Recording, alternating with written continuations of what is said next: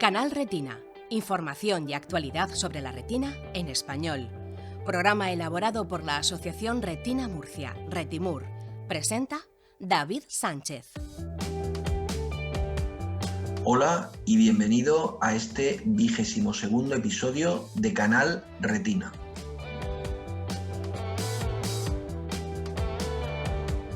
En esta ocasión vamos a hablar de comunicación y enfermedades raras oculares con dos periodistas y principalmente con dos amigos.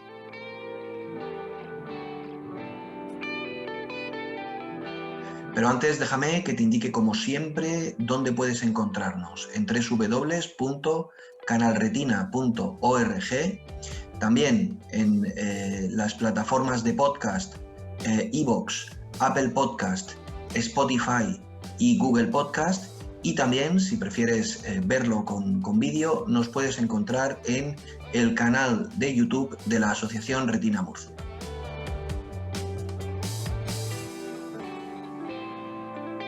Y ahora sí, y sin más preámbulos, comenzamos.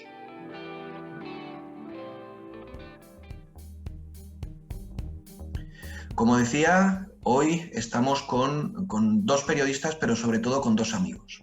Estamos con Pedro García Recover, que es periodista y es experto en comunicación en salud. Hola, Pedro. Buenos días, David. ¿Qué tal estáis? Gracias por convocarme.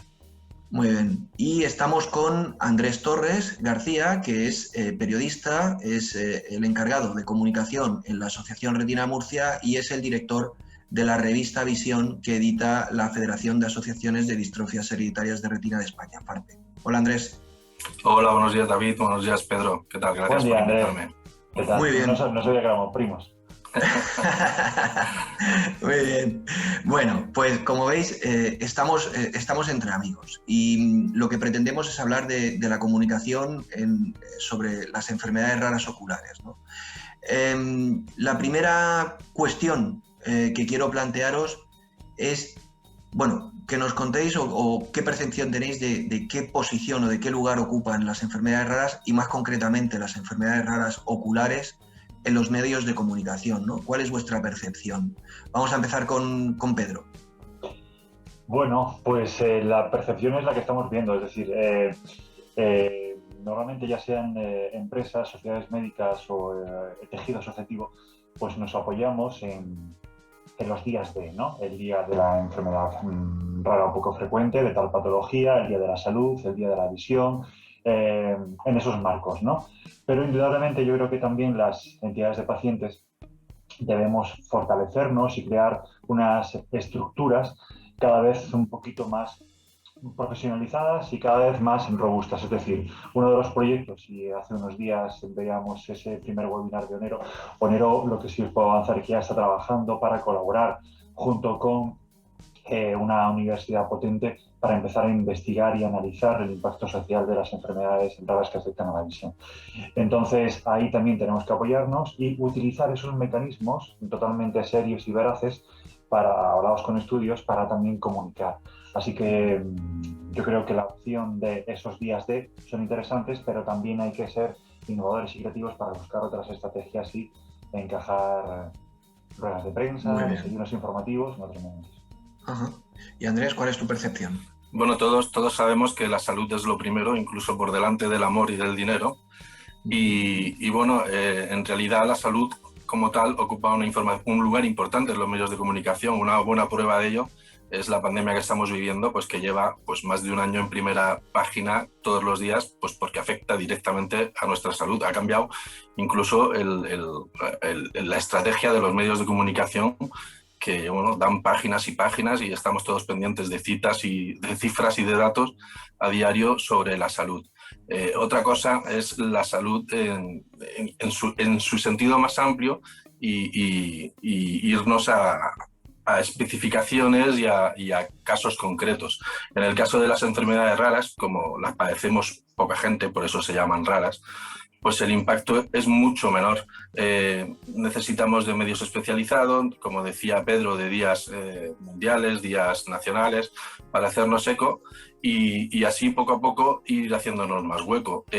Sin duda, se oye mucho más hablar de enfermedades raras que hace pues 20 o 30 años, y sin duda se debe al esfuerzo y a la entrega de los pacientes por intentar que así sea. Gracias a Dios los vamos haciendo cada vez más visibles, pero queda muchísimo, muchísimo camino por andar, porque en el mare magnum de la información diaria, pues una enfermedad rara, y una enfermedad rara ocular en concreto, pues tiene muy difícil hacerse hueco. Pues al hilo de lo que comentas, Andrés, y de lo que comentaba antes Pedro, con el proyecto del Observatorio Nacional de Enfermedades Raras Oculares, ¿cómo se puede mejorar esa difusión? Un poco lo adelantabas tú, Pedro, y Andrés también lo planteaba con su respuesta, ¿no? ¿Cómo se puede mejorar esa difusión? ¿Qué podemos hacer? Bueno, si tuviéramos la fórmula secreta la aplicaríamos. Al final todo se trata de mucho esfuerzo, de mucha imaginación, de mucha dedicación y de la implicación de nosotros, los pacientes, del equipo directivo de las asociaciones y de las federaciones, pero también de todos los socios, porque la labor de la comunicación no solo es la de los medios de comunicación, también en el boca a oído, en el boca a boca, es importante. Si los pacientes no nos preocupamos de trasladar la información a nuestro entorno en primer lugar, y de ahí pues intentar dar el salto a los medios de comunicación, es muy complicado. Las herramientas las tenemos todos, es trabajo, es esfuerzo, es imaginación, y bueno, intentar contactar con los medios de comunicación generales para que se hagan eco de nuestras necesidades, y con mucho trabajo. ¿Tú qué opinas, Pedro? Sí, a nivel de herramientas yo creo que todos tenemos una gran herramienta en nuestra mano que se llama smartphone. Es decir, hace poco revisaba un artículo firmado por Manuel Armayones, Antonio Bañón y Samantha Requena, que hablaba del papel de Facebook, de las redes sociales en las entidades de pacientes. Es decir, todas las entidades de pacientes en el marco de las enfermedades poco frecuentes tienen una página, un perfil en Facebook o Twitter, ¿no? Pero sobre todo Facebook. Empoderar y que todas las personas que pertenecen a ese colectivo puedan pinchar me gusta, contribuir con sus comentarios en las noticias que publica su entidad de pacientes, es absolutamente valioso. Remar todos juntos en esa misma línea, ¿no? Es decir, somos una comunidad de pacientes, vamos todos siguiendo un mismo camino, pues una etapa importante en ese reto es nuestra página de Facebook para hacernos visibles y dar soporte a aquello que nuestra junta directiva, nuestro colectivo, pues tiene previsto hacer a corto plazo. Eso por una parte. Y por otra, pues a raíz de ese camino vamos a comunicar nuestros proyectos de concienciación, de educación, de sensibilización, hacernos visibles en definitiva. Y la gente nos va a identificar como entidades serias, entidades robustas, entidades que pues llevan un prestigio y ya que llevan haciendo durante estos últimos años pues determinados congresos, concienciando médicos, trabajando y creando puentes junto con sociedades médicas, entidades farmacéuticas, colegios de médicos, incluso con la administración pública, para, como por ejemplo en el caso vuestro de Retina Murcia, ir hasta los coles y empezar a educar en empatizar sobre, bueno, pues cuáles son las necesidades de una persona con una determinada discapacidad, en este caso visual. Así que transversalmente se puede comunicar desde muchas áreas y ahí las asociaciones tienen mucho que decir y hacer porque conocen cuáles son las necesidades del paciente. Respecto a lo que comentas, Pedro, de utilizar los perfiles de las redes sociales para darle difusión a nuestras enfermedades, la Asociación Retina Murcia en el mes de febrero llevó a cabo una campaña con un hashtag que era "No somos raros, conócenos". Y bueno, dedicamos un gran esfuerzo. Elena Esteban se volcó que es la trabajadora social de Retimur, se volcó en la difusión de tweets y de información sobre nuestras enfermedades, las patologías que nos afectan, y la implicación de la familia. En fin, estuvimos 20 días dando el follón sobre enfermedades raras oculares, y la gente puede pensar que un simple me gusta pues no llega a ningún lado, y el impacto que tuvo la campaña nos sorprendió a nosotros mismos porque aumentamos el número de seguidores, aumentamos en visitas a las páginas, en fin, tuvo un impacto real bastante considerable. Claro. Y quizás sea un granito de arena. Sobre todo lo que queríamos, Andrés, que era que la gente que nos conociese, es decir, que conociese las enfermedades que sufrimos, porque al final padecemos diferentes enfermedades, muchos de nosotros, pero las consecuencias son prácticamente las mismas, ¿verdad? Claro. A ver, se trata de que les suene un poquito, por lo menos, cuando oyen enfermedades como amaurosis congénita de Leber, cuando oyen retinosis pigmentaria, que son, para la mayoría de la gente, las oyen y es chino, o sea, no entienden nada. Entonces se trata de que poquito a poquito ir metiéndoles en su cabeza que, bueno, que hay una serie de enfermedades que en nuestro caso oculares y raras, pues que tienen unas necesidades y que, bueno, y que le pueden tocar a cualquiera. En este caso nos toca a nosotros, a los pacientes y a nuestras familias, pero bueno, en cualquier momento se pueden topar pues con que un familiar o un amigo o alguien cercano o alguien en clase pues padece una enfermedad de este tipo que produce baja visión, que puede llegar a la ceguera o no, y bueno, y cómo enfrentarse a ellas. Claro. Qué interesante. Me lo vais poniendo votando porque al guión que tenemos preparado para esta charla, casi que lo vais entrelazando, ¿no? La siguiente cuestión era precisamente un poco de lo que además estáis hablando ahora mismo. Si abordar qué medio o qué formato es el mejor. Es decir, los medios generalistas, los especializados, por ejemplo, en nuestro caso en salud, las redes sociales, ¿qué es mejor muchas veces? Porque estamos hartos a ver, como Pedro antes decía, tenemos una herramienta muy potente en el bolsillo, ¿no? Que es el smartphone.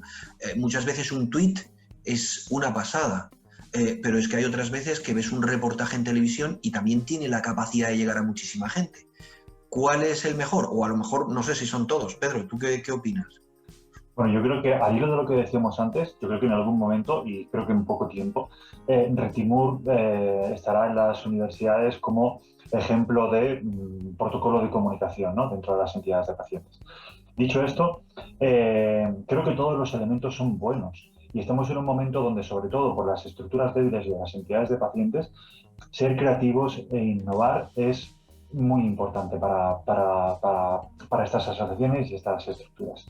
Entonces, teniendo en cuenta que todos los elementos son válidos, hombre, tener un prime time y tener 1 minuto, 2 minutos en un programa de máxima audiencia o en un telediario, pues sería la bomba, ¿no? Ahora, que ese telediario sea para una noticia algo sensacionalista, pues dice, joder, pues a lo mejor no me merece la pena, ¿no? Entonces, a lo mejor me interesa más una información o una revista en profundidad, a lo mejor fuera del momento del día D que hemos hablado, donde se acumulan muchas informaciones, y a lo mejor fuera de ese momento, pues me curro un estudio, un informe de impacto sobre las necesidades de acceso al empleo en personas con enfermedades raras que le afecta a la visión, y lo publico, me hago una rueda de prensa o un desayuno cuando se puedan hacer desayunos informativos, y capturo la atención de los colegas, de los compañeros de prensa y de asociaciones afines en algo donde a un amplio colectivo le interesa: enfermedades raras e impacto de visión.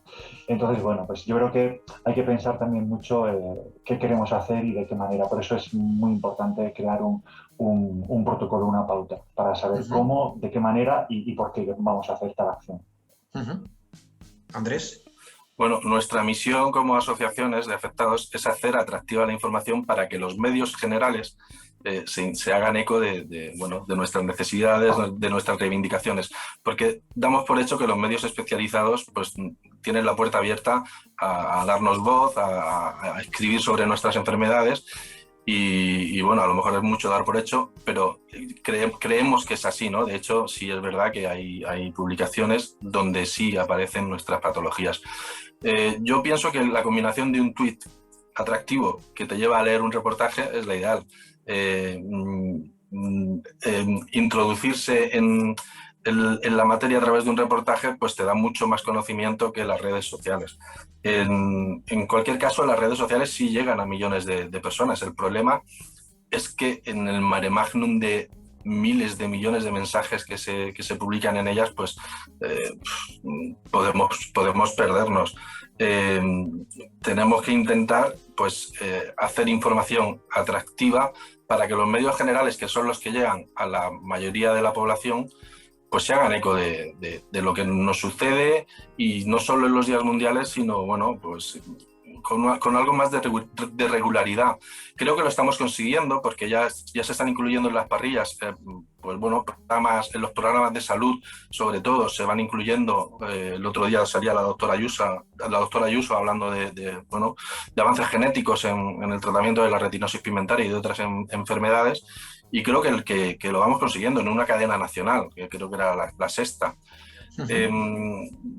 Yo creo que es una combinación de trabajo, de esfuerzo, como decía antes, y de intentar hacerle atractivo a los periodistas que no saben nada de este asunto, pues nuestras informaciones.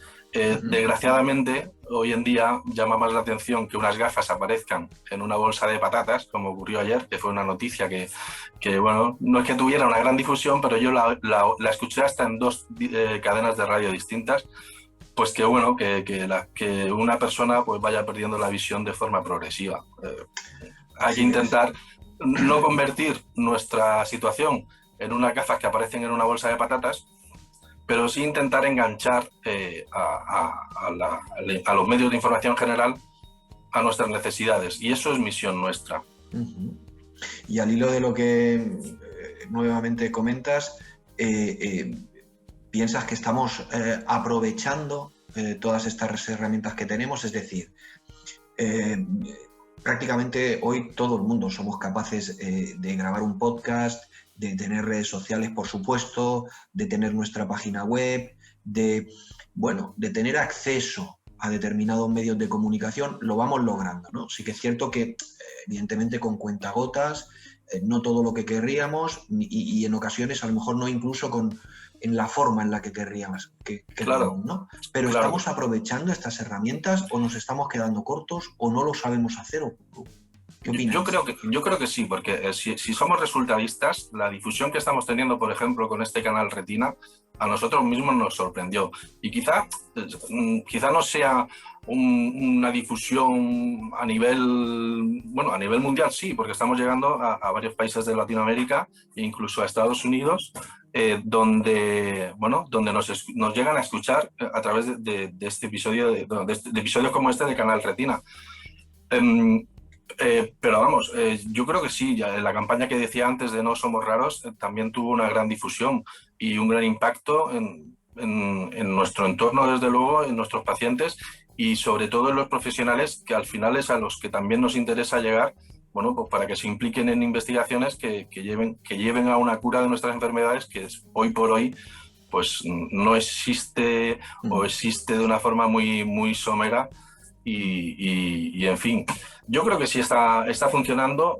Tú, David, y Pedro seguramente también sabe lo que cuesta ir dando pasos pequeños, pero si no das los primeros pasos no vas a llegar al final. Y bueno, poquito a poquito vamos avanzando y consiguiendo resultados, consiguiendo difusión. Hace años no estábamos en ningún sitio, pero en ningún sitio. Y ahora cada vez pues salimos más en radio, en televisión, en prensa. Hay medios especializados que nos hacen mucha difusión. Y bueno, y lo que decía Pedro, las redes sociales, hay un montón de perfiles relacionados con la visión y con las enfermedades raras oculares. ¿Qué opinas, Pedro? Sí que es cierto, sí, es muy valioso lo que estaba diciendo Andrés. Sí que es cierto que las redes sociales son un punto de partida, pero no lo son todo. Y sí que es cierto que las entidades de pacientes tienen que abrir más la mirada, abrir más el foco. Es decir, es muy valioso y es necesario el papel de determinados perfiles que son muy necesarios para una asociación. Lo que ocurre es que dar visibilidad, contar qué es lo que haces, cómo lo haces, para qué lo haces, es realmente fundamental también. Entonces, si no cuentas, si no expresas, si no argumentas o si no compartes lo que haces con otros, si no creces junto con otros, pues difícilmente tus proyectos van a ser visibles o van a tener una continuidad. Porque además lo que incluso en muchas empresas privadas, lo que te piden en muchas empresas públicas, cuando la administración te pide un informe, una justificación, es el impacto del resultado que ha tenido esto, ¿no? ¿A quién ha llegado?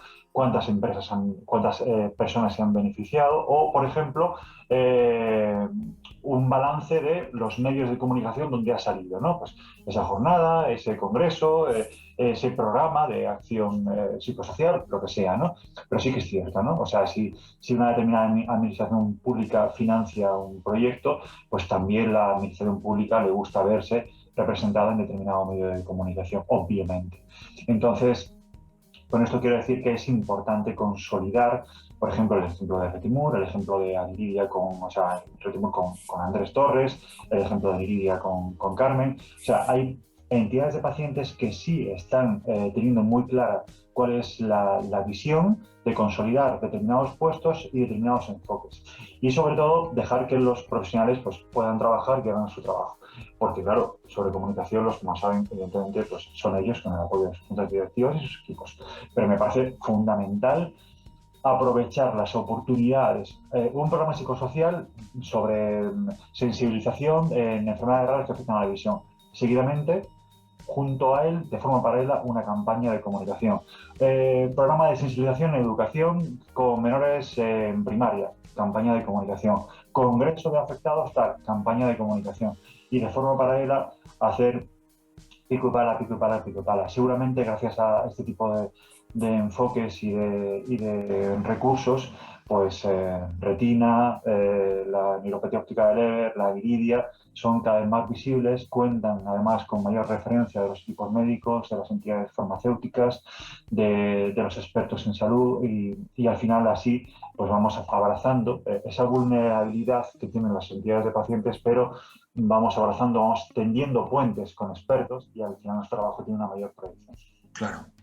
Vamos ahora con un tema peliagudo, que es esos supertitulares muchas veces que nos vamos a curar ya. Que ya, es decir, esos titulares milagrosos que luego lees concretamente la noticia o en profundidad o escuchas la noticia y al final te das cuenta de que no es así, ¿no?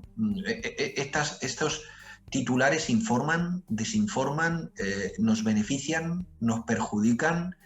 ¿Es preferible que hablen de nosotros, sea de la manera que sea, o hay que tener cuidado porque, bueno, el generar falsas expectativas puede ser también contraproducente para las personas que conviven con una enfermedad rara ocular? ¿Qué opináis? ¿Quién empieza? Andrés, por supuesto. Bueno, hacer atractiva una información a veces te puede llevar a poner un titular excesivamente optimista o pesimista. Eso es algo en lo que debemos reflexionar mucho los periodistas, ¿no? Pero bueno, en realidad el titular tiene que invitar a leer la noticia. Eso te lo enseñan en primero de periodismo, ¿no? Tiene que ser un titular que enganche, que sea atractivo, pero también te enseñan que tiene que ser un titular veraz y que informe, ¿no? Que no mienta. Desgraciadamente, no solo en casos como el nuestro, en nuestras enfermedades, se producen este tipo de titulares pues, que conducen a un optimismo generalizado que bueno, parece que se ha producido el milagro y todos caemos un poco en esa trampa, ¿no? A veces a la hora de informar. Bueno, hay que intentar explicar las cosas como son. Sobre todo el periodista tiene que entender muy bien la noticia. Un periodista no tiene que saber de todo, es imposible. Tiene que tener una cultura, claro, tiene que tener una cultura general básica y para informar lo primero que tiene que hacer es entender sobre lo que va a informar. A veces te encuentras con que lees una información y no, la persona que la ha escrito yo creo que no se ha enterado muy bien de lo que le han explicado, ¿no? Y ahí tenemos que hacer un poco de autocrítica a todos los periodistas porque tenemos que preguntar hasta entender y si no entendemos volver a preguntar y bueno, intentar enganchar a nuestros lectores con titulares atractivos. Bueno, incluso que si acaso un pelín exagerados, si es necesario o si lo consideramos necesario, pero sobre todo que sean veraces, que no lleven falsas expectativas ni a falsos milagros. En fin, luego también hay mucha gente, los fakes están de moda y hay mucha gente que juega a las noticias, ¿no? Bueno, pues allá ellos.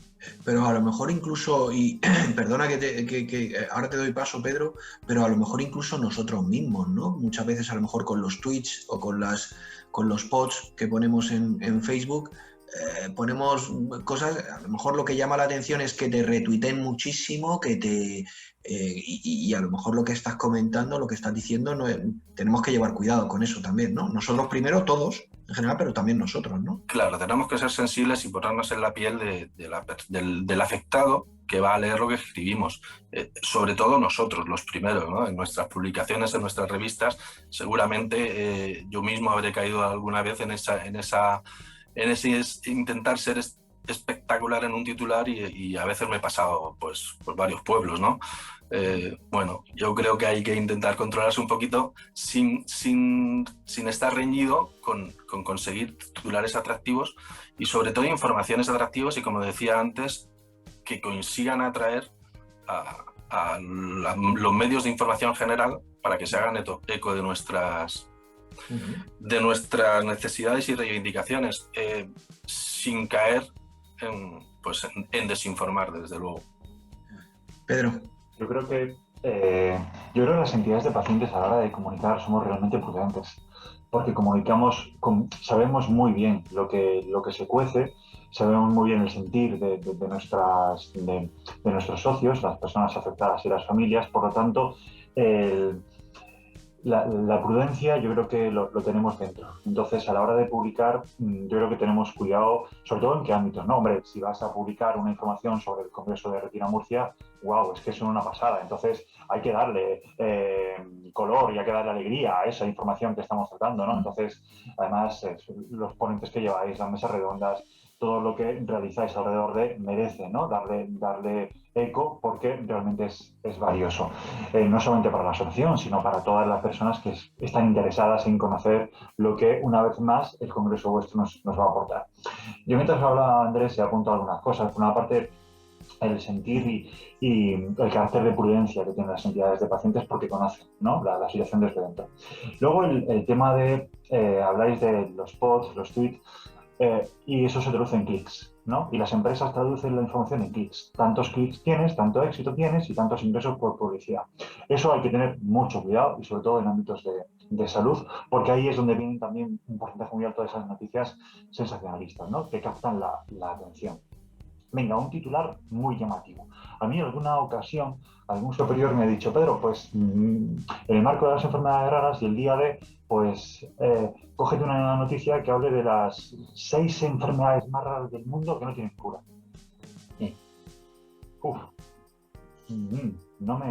No conecto yo con esto. Entonces le dije: bueno, ¿qué te parece si lo cambiamos? ¿Qué te parece si hablamos de las enfermedades raras? Le expliqué que muchas no tienen cura, que enfermedades raras hay muchas y que hay muchas enfermedades a las cuales podemos darle cobertura. Entonces, bueno, hubo un diálogo, la otra persona fue muy receptiva y cambié el enfoque de esa información, con lo cual, pues bien. Y también, cara a los pacientes y las personas que conviven con este tipo de patologías, yo soy muy de apostar por el mientras tanto. Es decir, siempre buscamos, ¿no?, dónde está la información de la cura, del tratamiento, del ensayo clínico sobre nuestra patología, ¿no? Todos tenemos claro que las investigaciones, los ensayos tienen unos tiempos y los pacientes, las entidades tenemos otros. Ya lo vimos el otro día en el webinar de Onero.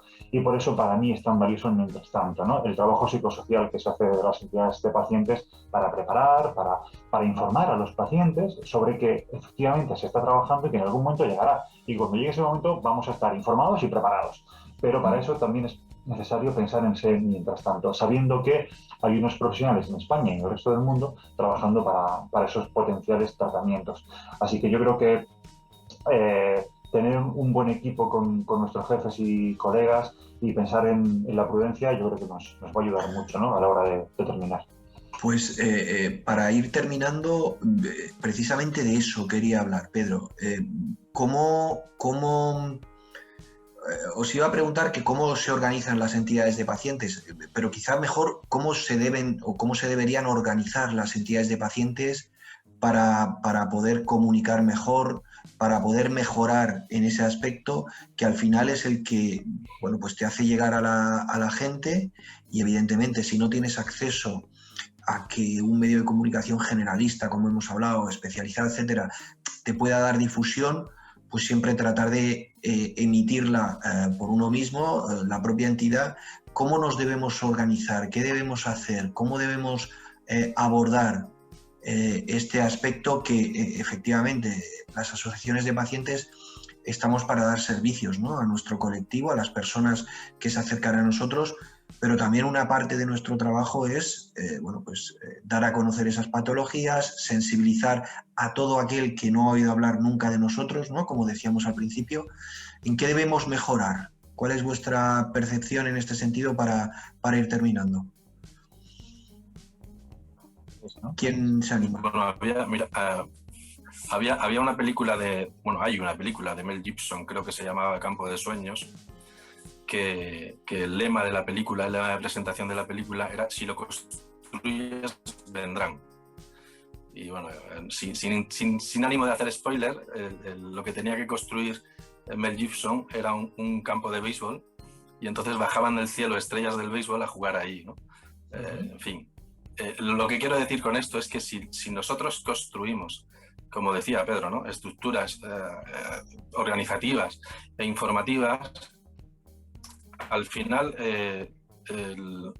nosotros mismos en Retin hacemos un gran trabajo de difusión, estamos todos los días presentes en las redes sociales con muchos tweets, intentamos generar información, generar actividades, y buscar nosotros el contacto con los medios de comunicación para que nos hagan caso. Pero también nos hemos encontrado que a raíz de ese trabajo han venido a buscarnos. En fin, hay que hacer buenos planes de comunicación, buenas estrategias de comunicación, y al final, si tú estás presente en redes sociales, en otros medios de comunicación, a veces el salir en un medio de comunicación hace que otro medio de comunicación se interese por ti. Y lo vuelvo a repetir, porque al final es fruto del trabajo de un equipo, del esfuerzo y, como decía también Pedro, de la imaginación, ¿no?, de tener ideas imaginativas, que al final no es tan difícil, ¿no? Es pararse unos minutos a pensar y seguro que algo sí que ocurre. Es muy importante lo que Andrés acaba de decir, porque es vivo ejemplo de lo que suele pasar cuando las cosas se hacen de una forma correcta y ordenada. Es decir, cuando tú haces un buen trabajo y en principio te lo curras mucho para que los medios te tengan en cuenta, al final son los medios los que te llaman: oye, Andrés, ¿tienes algo que necesito un hueco? ¿O qué tienes para la semana que viene? Porque mira, andamos flojillos y me parecería muy guapo tener algo de Retimur.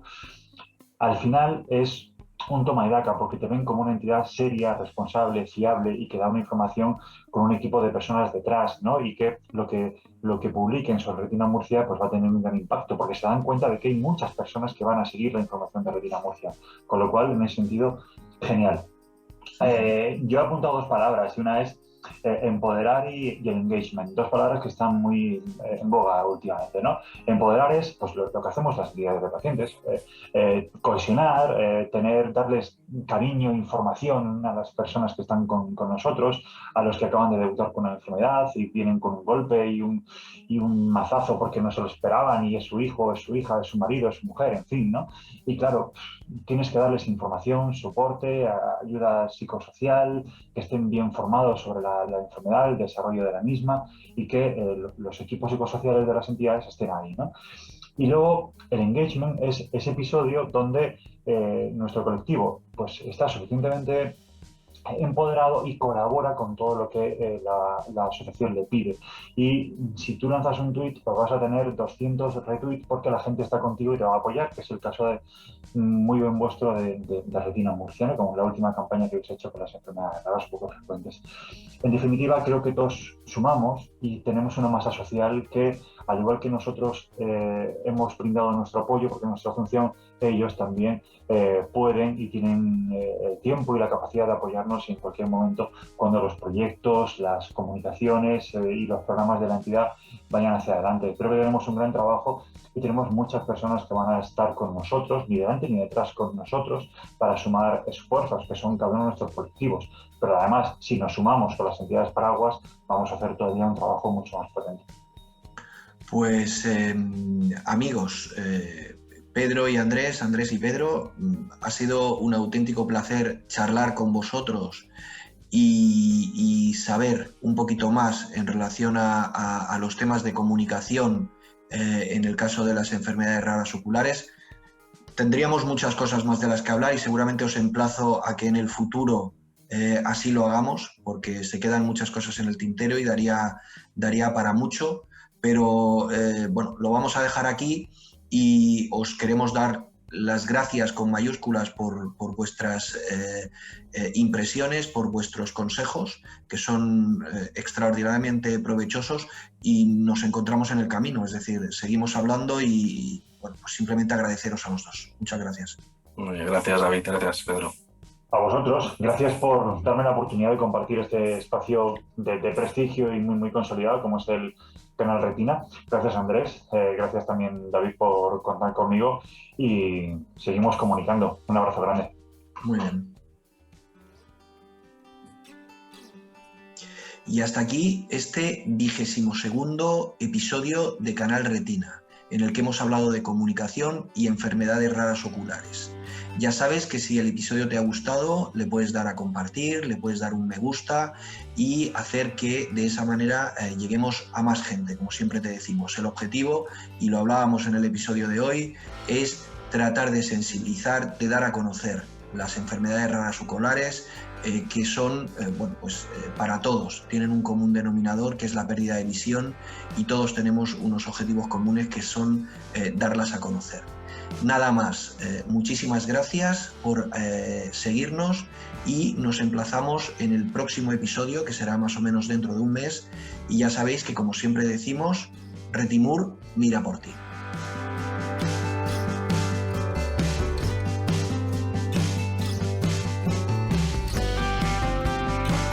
Presentado por David Sánchez. Coordinación y grabación, Elena Esteban. Audiomontaje, Jesús Gómez. Videomontaje y publicación, Martín Peirano. Transcripción, Andrés Torres. Este podcast se ha producido con la colaboración de Novartis.